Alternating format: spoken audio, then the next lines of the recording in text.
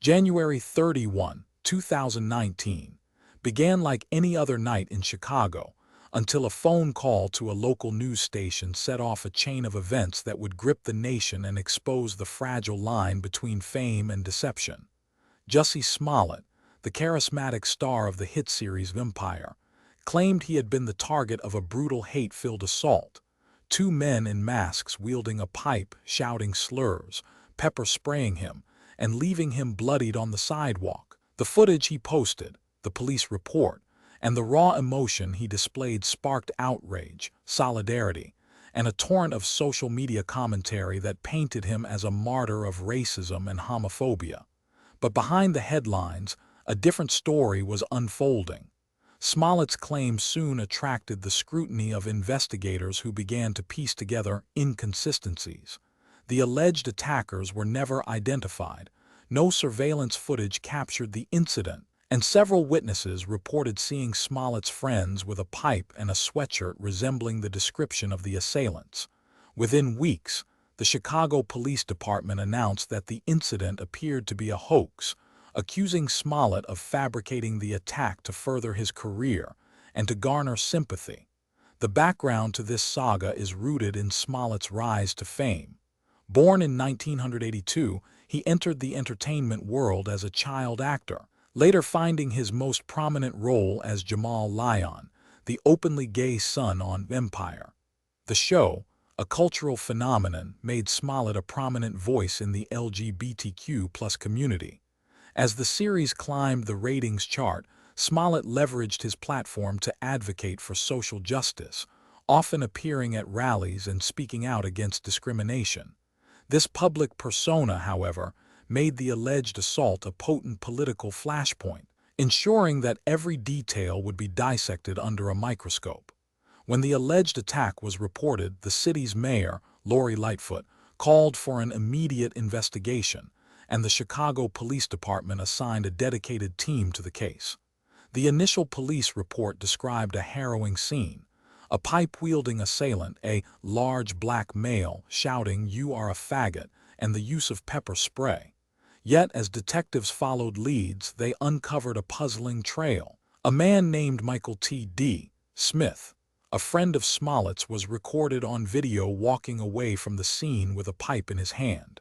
The alleged assailants were later identified as friends of Smollett, and their alibis began to line up with his own timeline. The legal battle escalated when, on February 21, 2019, a grand jury declined to indict Smollett, citing insufficient evidence. The decision ignited a firestorm. Supporters argued that the legal system had failed an alleged victim, while critics claimed the justice system was being weaponized to protect a privileged celebrity. The controversy deepened when the Illinois Attorney General's office, under Attorney General Kwame Raoul, launched a separate civil investigation. In March, the Attorney General announced that Smollett had indeed orchestrated the attack, alleging that he paid his friends to stage the assault, and filed 16 felony counts, including disorderly conduct, filing a false police report, and a felony charge of filing a false report of a hate crime. The trial, which began in early 2022, unfolded in a packed courtroom at the Cook County Criminal Division. The prosecution painted a picture of meticulous planning, text messages between Smollett and his alleged conspirators, a receipt for a $3,500 payment to a friend, and a timeline that placed Smollett at a local bar before the alleged attack. Prosecutor James R. M. McGill argued that Smollett's motive was to capitalize on the nation's heightened awareness of hate crimes, and presented testimony from a witness who claimed Smollett had asked him to act like a black, gay man who was being attacked. The defense, led by veteran attorney Tim O'Connor, countered that the evidence was circumstantial, the witnesses were unreliable, and that the prosecution's narrative was a witch hunt fueled by media bias.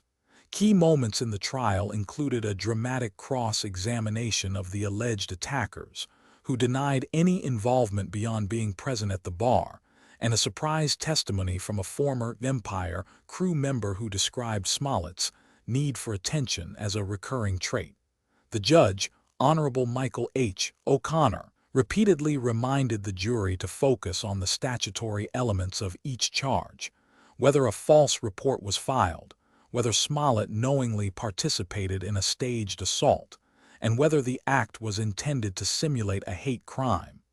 After 3 weeks of testimony, the jury deliberated for 12 hours before delivering a mixed verdict on June 17, 2022. Smollett was convicted on 5 of the 16 felony counts: 2 counts of filing a false police report, 1 count of disorderly conduct, and 2 counts of criminal contempt for defying a court order to surrender his passport. He was acquitted of the more serious hate crime-related charges. The verdict shocked both the public and legal commentators. Many expected a full acquittal, while others believed the prosecution had overreached. Sentencing was scheduled for October, with the judge noting that the conviction sent a clear message that fabricating a hate crime will not be tolerated. In the months that followed, Smollett's career halted abruptly. Empire announced he would not return for its final season and his previous endorsements were terminated. The actor filed an appeal, arguing that the trial had been marred by prejudicial media coverage and that the evidence was insufficient to prove intent. Meanwhile, the broader conversation about hate crime legislation took a sobering turn. Subscribe to The Verdict for more stories like this.